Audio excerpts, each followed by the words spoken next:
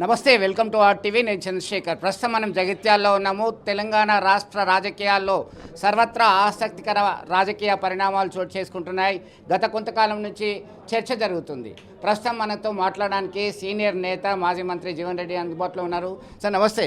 మొత్తం మీద ఒక ఆసక్తికరమైనటువంటి రాజకీయ చర్చకి తెరపడనుంది. గులాబీ గూటికి వెళ్ళనున్నారు. ప్రధానంగా ఒకవైపు భారతీయ జనతా పార్టీ, ఒకవైపు ఇతర పార్టీలు సైతం మిమ్మల్ని ఆహ్వానించాయి. పర్టికులర్గా బీఆర్ఎస్ పార్టీ. ఎందుకు బీఆర్ఎస్ అంటే ఏం చెప్తారు? అంటే నేను ఆలోచన ఇప్పుడు Bharatiya Janata party definitely national లెవెల్లో జాతీయ స్థాయిలో ఇట్స్ ప్లేయింగ్ వైటల్ రోల్. జాతీయ స్థాయిలో జాతీయ ఐక్యత, ప్రభుత్వం సమగ్రత కొరకు ఏదైతుందో ముందుకు పోతుంది. ఇలా మన ముందుంది రాష్ట్ర స్థాయి లోపల కాంగ్రెస్ పార్టీకి ప్రత్యామ్నాయం. ఇప్పుడు ప్రజల చర్చ గత దశాబ్ద కాలం మనము ఏదైతే పాలన గమనించినామో దానికంటే మెరుగైన పాలన వస్తే బాగుంటుందని కాంగ్రెస్కి అవకాశం కల్పించాం. కానీ ఆశించిన ఫలితం పొందలేనప్పుడు ఇంతకంటే బీఆర్ఎస్ మెరుగుండే. వీళ్ళ ప్రజల్లో చర్చ ఏమవుతున్నది? Comparison is going between the present government and the previous government. ప్రజల చర్చ ప్రస్తుత ప్రభుత్వానికి గత ప్రభుత్వం మధ్య చర్చ కొనసాగుతున్నది. ఈ ప్రభుత్వం కంటే గత ప్రభుత్వం మెరుగ్గా ఉండే. KCR was much better. ఇవాళ రేవంత్ రెడ్డి గారు ఏదైతుందో ఇవాళ కేసీఆర్ గారు అందించిన ఫలాలు కూడా అందించలేకపోతున్నాడు.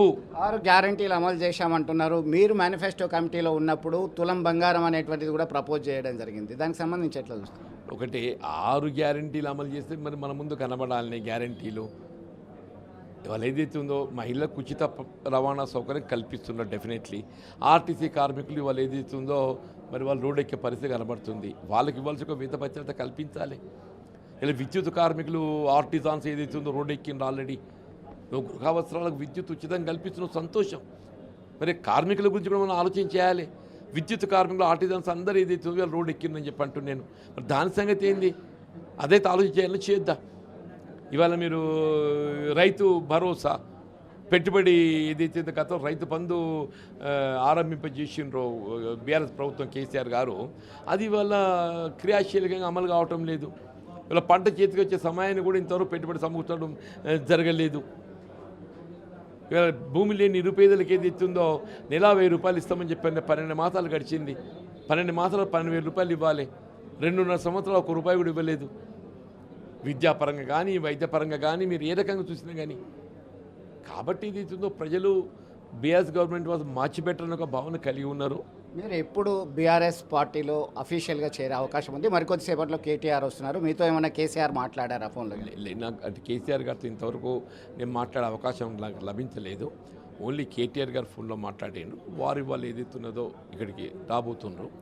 వారు వచ్చిన తర్వాత నిర్దిష్టమైన కార్యాచరణ వారు ఏ విధంగా సూచన చేస్తే దానికి అనుగుణంగా ముందు పోవడం జరుగుతుంది.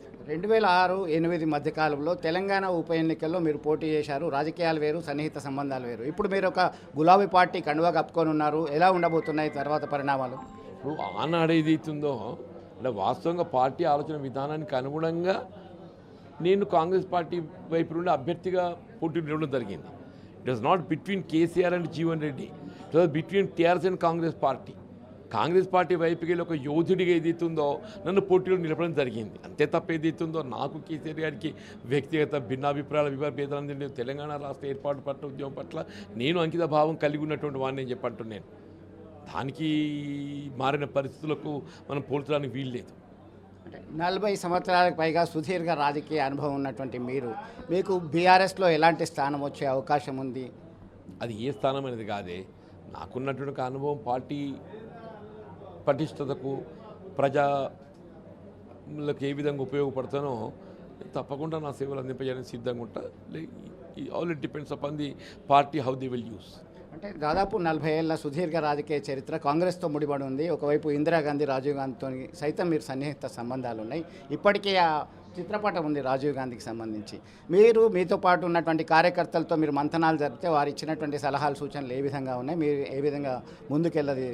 నేను నా సహచరులు, మిత్రులు, శ్రేయోభిలాషులు ప్రజాభిప్రాయం మేరకే బీఆర్ఎస్లో చేయాలని నేను తీసుకున్నాను. టోటల్గా ఇవాళ ఏదైతుందో మధ్య 15 రోజులు కాలం గడిచిందే. ఈ 15 రోజుల సమయం లోపల మిత్రులు ఎవ్వరినని మా పాత్రికేయ సోదరులు కూడా మీరు ఇంకెందుకు ఆలస్యం చేస్తున్నారు సార్, మరి ఏదో నిర్ణయం తీసుకుంటే అయిపోతుంది కదా అని ఒక అభిప్రాయం వ్యక్తం చేసిన తప్పేది ఉందో దీనికి భిన్నంగా ఎవరు కూడా భావాలు వ్యక్తం చేయలేదు. ప్రజాభిప్రాయానికి అనుగుణంగా సహచరులు మిత్రులు శ్రేయోభిలాషుల భావాలు సూచనకు అనుగుణంగానే ముందుకు పోతుంది.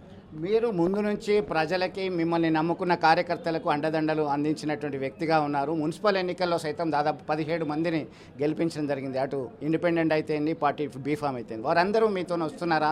దాదాపు 100ల సంఖ్యలో సర్పంచులు ఉన్నారు. చూద్దాం, లెటర్సీ. అంటే మీరు ఒకటి చెప్పండి ఫైనల్గా, మీకు ఇంతవరకు ఏమైనా అష్యూరెన్స్ ఇది అని మన క్లారిటీ? రాజకీయాలలో ఏ విధమైనటువంటి ఒప్పందాలు ఉన్నాయి? సమయానుగుణంగా నిర్ణయాలు ఉంటాయి. ఏదైనా సమయానికి అనుగుణంగా నిర్ణయాలు ఉంటాయి. ఏ విధమైన ఒప్పందాలు ఉంటాయి. నాకు తెలిసే దానికి ఎప్పుడు ఏ పార్టీతో ఒప్పందం లేదు. నేను కాంగ్రెస్లో కూడా ఏ విధంగా ఒప్పందాలు చేసుకుని ముందుకు పోలేదు. అంటే సోషల్ మీడియాలో ఒక చర్చ విపరీతంగా జరుగుతుంది. మీకు త్వరలో డీలిమిటేషన్లో భాగంగా ఎంపీ టికెట్ వస్తుంది, మీ చిన్న కోడలు చరిస్మారెడ్డికి ఎమ్మెల్యే టికెట్. ఏ విధమైన ఒప్పందాలు లేవు. వాస్తవంగా నాకు అవకాశం పార్టీ కల్పిస్తే జగిత్యాల కలిపి పోటీ చేయాలని ఉన్నది. All it depends upon the party. So ఫైనల్గా కాంగ్రెస్ పార్టీ జీవన్ రెడ్డి గారికి అనేక ముఖ్యమైనటువంటి పదవులు ఇచ్చింది, అనేక సందర్భాల్లో అవకాశాలు ఇచ్చింది. ఇప్పుడు ఎందుకు వెళ్తున్నారు, వారికి మేము చేసిన తక్కువ ఏంటి అనేటువంటి కోణంలో కొంతమంది చెప్తున్నటువంటి పరిస్థితి. వాళ్ళే ఆత్మపరిశీలన చేసుకోవాలని చెప్పి అంటున్నాను. ఇలా రేవంత్ రెడ్డి గారు చేసిన సేవలు ఏందని చెప్పి ఆయన ముఖ్యమంత్రిగా అవకాశం కల్పించిందే. ఇవాళ కాలుకు బల్బం కట్టుకుని తిరిగి రాష్ట్రంలో కాంగ్రెస్ పార్టీ ప్రభుత్వాన్ని అధికారం తీసుకొచ్చింది రాహుల్ గాంధీ గారు. రేవంత్ రెడ్డి గారు కనీసం ఆయన ప్రాతినిధ్యం వహించిన మల్కాజ్గిరిలో ఒక్క సీటు గెలవలేదు. ఆయన ప్రాతినిధ్యం వహించిన మల్కాజ్గిరిలో 7 నియోజకవర్గాలు ఒక్క సీటు గెలవలేదు అంటున్నాను. ఆయన అధికారానికి వచ్చినాక ముఖ్యమంత్రిగా మొదటి ఎన్నిక శాసన మండలి ఎన్నిక స్థానిక సంస్థలకు సంబంధించి మహబూబ్నగర్ ఓడిపోయింది, గెలవలేకపోయిందని చెప్పి అంటున్నా. మహబూబ్నగర్ పార్లమెంట్ కూడా ఓడిపోయిందని చెప్పి అంటున్నాను. ఏంటి పోలిక? నాకో పోలిక, ఆయనకో పోలికనా? 40 సంవత్సరాలు సుదీర్ఘంగా నేను పార్టీ బలోపేతంగా పనిచేసిన నేనుంటే ఆయన 10 ఏళ్లలో ఏదైతుందో స్ట్రాటజిక్ ఏదైతుందో ఏకదమ్ ముఖ్యమంత్రి పదవిని ఆయన అధిష్ఠించవచ్చు, కానీ నేను పదవి కోరుకోవడం తప్ప? మీకు జరుగుతున్నటువంటి సెల్ఫ్ రెస్పెక్ట్కి వచ్చినటువంటి భంగం విషయంలో మీరు అధిష్టానం దృష్టికి తీసుకెళ్లారా లేదా? అధిష్టానానికి నేను తీసుకెళ్ళడం కాదు, అధిష్టానం గమనించాలి. It is also responsibility of the high command. గమనించలేదు అని ఎట్లా అనుకోవాలనే? పీసీసీ ప్రెసిడెంట్ ఏదైతే ఉందో నిర్ణయం తీసుకున్న తదుపరి ఏదైతే ఉందో it was kept in abeyance. Everybody knows it is on record. వీళ్ళ 5 సంవత్సరాల శాసన మండలి సభ్యుడికి ఏదైతున్నదో ఒంటరి పోరాటం చేసినాయా? నేనే నాయకుడిని, నేనే సభ్యుడిని, నాకు ఈ పక్క వెళ్ళలేరు, ఆ పక్క వెళ్ళలేరు. ఇది లేదు, రికార్డుకు లేదా? ఇది అధిష్టానం నోటీసులు లేదా? ఇవాళ ఏదైతుందో మీ ప్రభుత్వం అని చెప్పని ఏదో ఇక్కడ బీఆర్ఎస్ ఎలక్టెడ్ ఎమ్మెల్యేలు పార్టీలు చేసుకున్నాం అని చెప్పి అంటున్నారు. మరి ఇక్కడ ఓడిపోయిన అతడు 4 దశాబ్దాల పార్టీ బలోపేతానికి సేవలు అందించిన వాడు ఉన్నాడు. వాడి గురించి ఏంటి, వాడిని ఎట్లా గౌరవం కాపాడాలనేటువంటి ఆలోచన మీకు ఉండాలని ఉండకూడదా? తెలంగాణ అంటేనే ఆత్మగౌరవ పోరాటము, ఉద్యమాలకు సైతం ప్రసిద్ధి.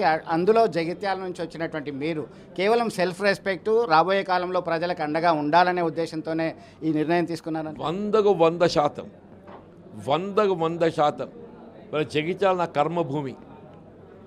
జగిత్యాల నా కర్మభూమి అని చెప్పి అంటున్నా. నా ప్రజా జీవితం ఇక్కడికి వెళ్ళి ఆరంభమైంది, ఇక్కడే కొనసాగుతుంది. దీని ముగింపు పరిస్థితుల అది నేను ఇక్కడే కావాలని కోరుకుంటున్నా. రాబోయే కాలంలో రాజకీయ పరిణామాలు రాష్ట్రంలో ఎట్లా ఉండబోతున్నాయి? It's a question of time. ఇప్పుడు ఎందుకంటే కాంగ్రెస్ పార్టీ ఇంకా 2 సంవత్సరాల సమయం ఉన్నదే. ఇవాళ ఏదైతుందో మనకి ఇష్టం ఉన్నా లేకున్నా Congress government will continue for another 2 years. నేను ఒకటే కోరుతున్నా, రేవంత్ రెడ్డి గారు ఏదైతే ఇప్పటికైనా ఏదైతుందో ఆయన పాలన పునఃసమీక్షించుకోవాలి. ఇంకా 2 సంవత్సరాలు మీ పాలన అనుభవించాల్సి ఉంది ప్రజలు. కాబట్టి ఏదైతుందో ఈ 2 సంవత్సరాలకు కొంచెం మెరుగైన పాలన ఇవ్వడానికి ప్రయత్నం చేయండి. తదుపరి అల్టిమేట్గా let us see what people will decide. Ultimately people, they are the decision maker.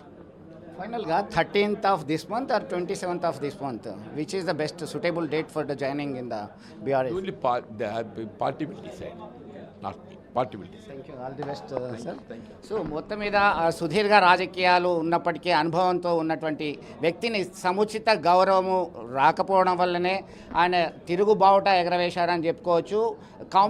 Political పార్టీస్ని compare చేసినటువంటి నేపథ్యంలో BRS is much better than present Congress government అనేటువంటి ఒపీనియన్కి వచ్చేశారు. త్వరలోనే ముహూర్తం ఖరారైంది. ఇది తాజా అప్డేట్. ఓటో హైదరాబాద్ స్టూడియో.